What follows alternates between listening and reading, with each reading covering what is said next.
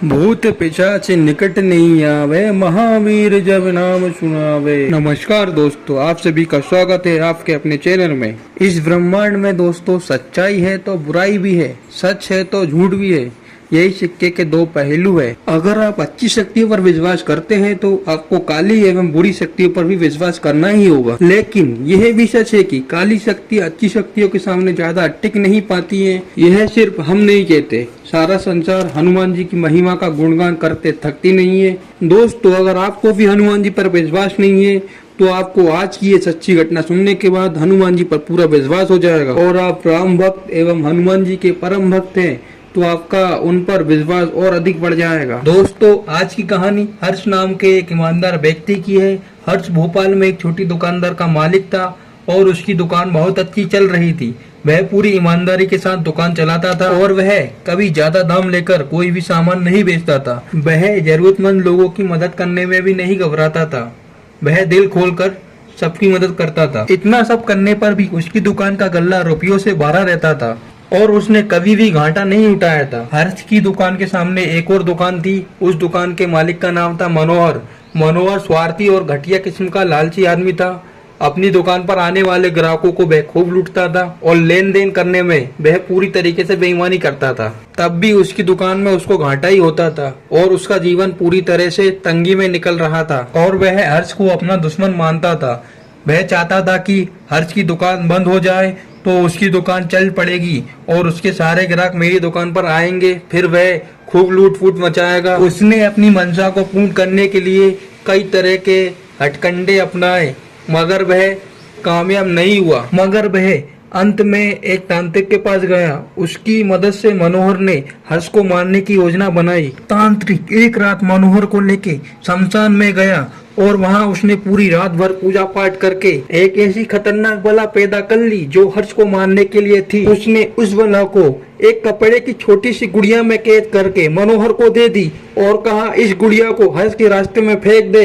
अगर वह ऐसा करेगा तो उसके पीछे पड़ जाएगी और हर्ष का काम तमाम कर देगी। और मनोहर ने भी वही किया जो उस तांत्रिक ने करने को कहा था।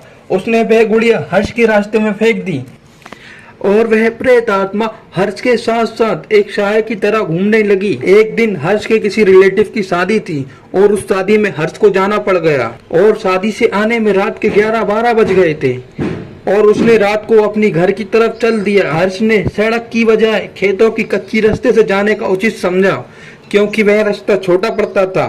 वह अपनी ही धुन में जय श्री राम जय श्री राम जय श्री राम बोलकर चला जा रहा था। तभी उसका पैर किसी चीज से टकरा गया और वह एक गुड़िया थी। यह सब हर्ष के लिए आम बात थी। फिर वह आगे बढ़ने लगा। तभी अचानक से वह गुड़िया एक विशाल काया बनकर उठी और उसके आसपास घूमने लगी। हर्ष की तो यह देखकर जान ही निकल गई और वह बहुत तेज चिल्लाया और भागने लगा। लेकिन उसके भागने से भी कुछ नहीं हुआ। वह थोड़ी ही देर भाग पाया और वह किसी चीज से जाकर टकरा गया और गिर गया।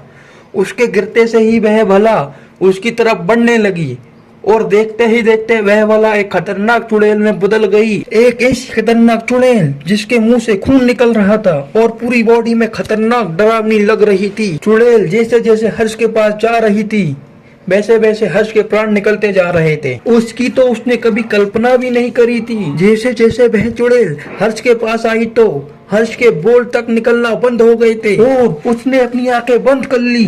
मगर उसके बाद जो हुआ उसे देखकर हर्ष दंग रह गया। वो खतरनाक चुड़ैल हर्ष के बिल्कुल पास आ गई थी और अचानक खेतों में से एक रोशनी की किरण हर्ष के पास आई और वह एक बिजली बनकर उस बला पर जा गिरी और एक बहुत खतरनाक धमाका हुआ और वह चुड़ैल धुआं बनकर आसमान में उड़ गई। फिर चारों तरफ सन्नाटा छा गया और रोशनी फैल गई। उसके कुछ देर बाद उस रोशनी में से हनुमान जी खुद आए और उन्होंने हर्ष को सहारा देकर उठाया और घर तक पहुंचाया। तांत्रिक और मनोहर ने प्रेत आत्मा को तैयार किया था। उसने उसी रात उन दोनों को भी मौत के घाट उतार दिया था और वह हर्ष के लिए भले ही एक सपने के जैसा था लेकिन यह अनुभव सच था और हर्ष की जिंदगी एवं उसकी दुकान बहुत ही अच्छे से चल रही है। दोस्तों, उम्मीद करता हूँ आपको यह सत्य घटना पसंद आई होगी।